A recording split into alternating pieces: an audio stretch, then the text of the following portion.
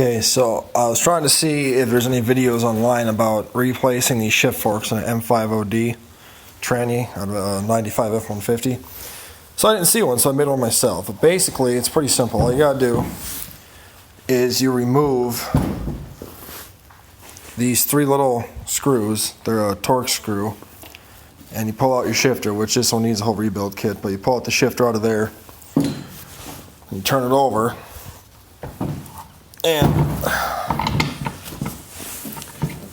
there's a little, set pins you gotta punch out. I already punched this one out and then it falls out, and they just look like this. But basically, if you can see, this one's all bladed. That's why it's getting replaced for. This one's actually okay, but I'm replacing them both while I'm in here.